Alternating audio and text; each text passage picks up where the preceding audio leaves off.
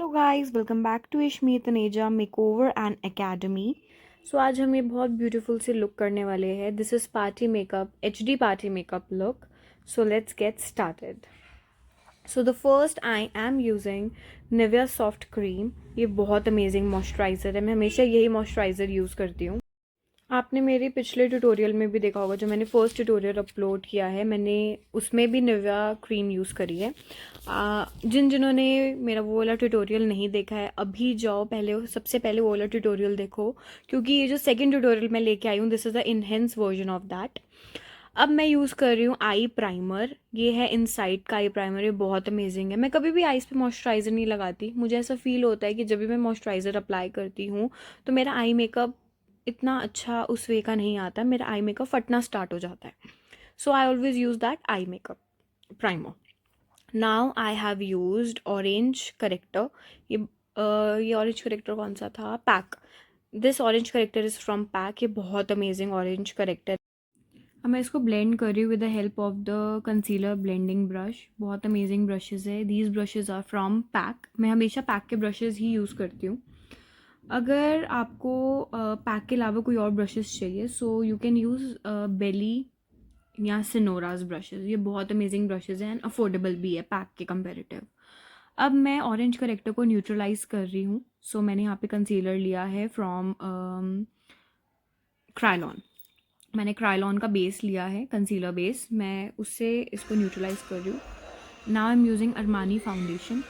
ये बहुत amazing foundation है। मैं अपनी ब्राइड्स पे, यानी तो एच डी मेकअप्स होते हैं या कुछ हैवी मेकअप्स आते हैं, तो मैं हमेशा अरमानी ही यूज़ करती हूँ। बहुत अमेजिंग कवरेज है इसकी। मैं with the help of the brush मैं इसको अप्लाई कर रही हूँ। अब मैं उसको ब्यूटी ब्लेंडर से ब्लेंड आउट कर दूँगी, देखना। और आपको ब्यूटी ब्लेंडर बहुत आराम से आपको डैप डैप करना है। आप बहुत ज़्यादा तेज़ तेज़ डैप डैप करोगे तो आपका जितना भी प्रोडक्ट होगा वो सारा ब्लेंडर के ऊपर आ जाएगा।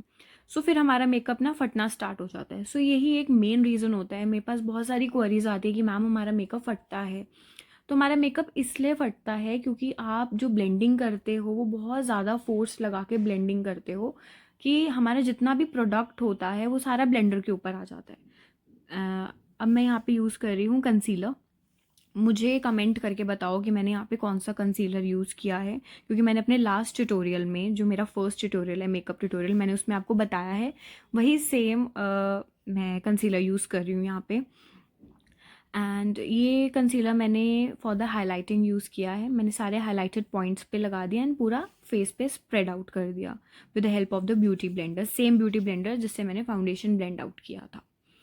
नाउ अब हम करेंगे कॉन्टोरिंग। कॉन्टोरिंग देखो, मैं फिर से इस बारी भी मैंने क्रायलॉन का बेस लिया है, उसी से मैं कॉन्टोरिंग कर रही हूँ। काफ़ी डार्क बेस है। जब मुझे बहुत ज़्यादा कॉन्टोरिंग करनी होती है तो मैं यही वाला बेस उठाती हूँ।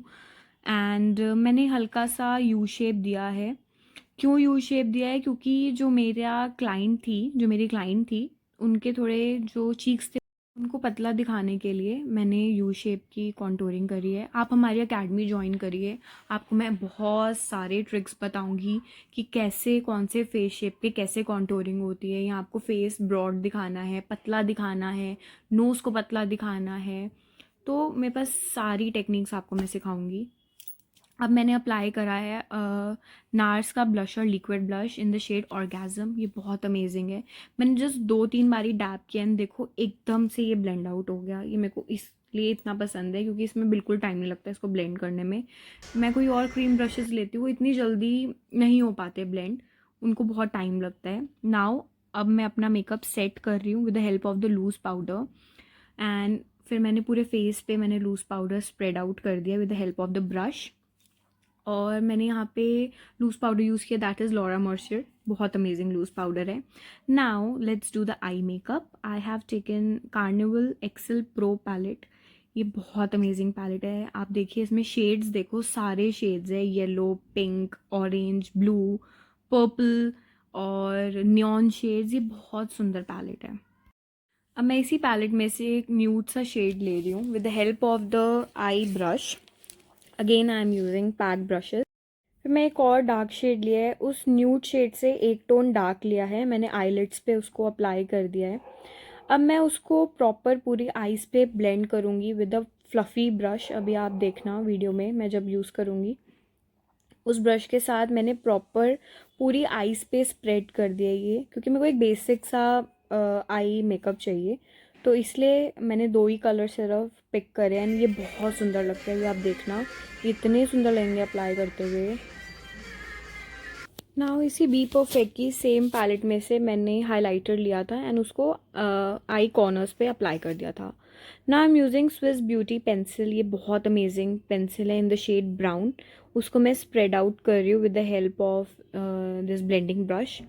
मेरे को ब्लेंडिंग में आईलाइनर्स या काजल्स मुझे ज़्यादा अच्छे लगते हैं। एक हार्श सी लाइन आ रही होती है ना, तो मुझे वो बिल्कुल अच्छे नहीं लगते, इम्परफेक्ट से लगते हैं वो, पता नहीं क्यों। अब मैं सेम पैलेट में से पिगमेंट उठा रही हूँ एंड वो अप्लाई कर रही हूँ। मेरा मन था मैं आईज़ पे थोड़ी ग्लिटर दूँ, तो मैंने मार्स की पैलेट प्रेस ऑन ग्लिटर्स लिए उसमें से।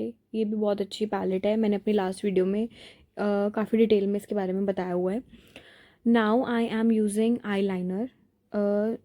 जब कभी भी आप लोग पेंसिल लाइनर लगाओ या पेंसिल काजल कुछ भी लगाओ आप, तो आपको हमेशा उसको पैक करना ही करना है, नहीं तो वो आपके आईज़ के ऊपर लग जाएगा। Now I am using mascara from Maybelline. बहुत अच्छा मस्कारा है, बिल्कुल स्प्रेड आउट नहीं होता। ब्राइड्स अगर रोती भी है तो ये मेरा मस्कारा ये वाला निकलता नहीं है बिल्कुल भी, नहीं तो ब्लैक ब्लैक आंसू निकलते हैं ना, तो ऐसा कुछ भी नहीं होता। ये बहुत सुंदर लगता है आफ्टर अप्लाइंग, हल्का सा ही लगाते हैं एकदम, इसमें लैशेस बहुत सुंदर हो जाती है। अब मैं लिप्स को क्लीन कर रही हूँ, फाउंडेशन जैसे लग जाता है लिप्स पे, तो उसको क्लीन कर लिया मैंने अच्छे से। ना आई एम यूजिंग न्यूड पेंसिल।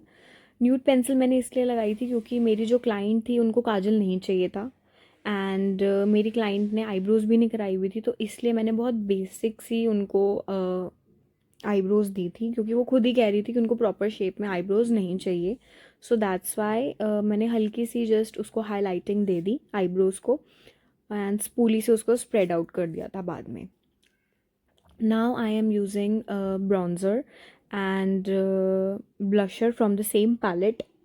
मुझे कमेंट करके बताओ ये कौन सा ब्लशर पैलेट है। ये पैलेट अब शायद मिलना भी बहुत मुश्किल से मिलता है अभी, तो मैंने इसको इतना ज़्यादा रीस्टॉक कर लिया, मैंने कम से कम 10 पैलेट से मंगवा लिए।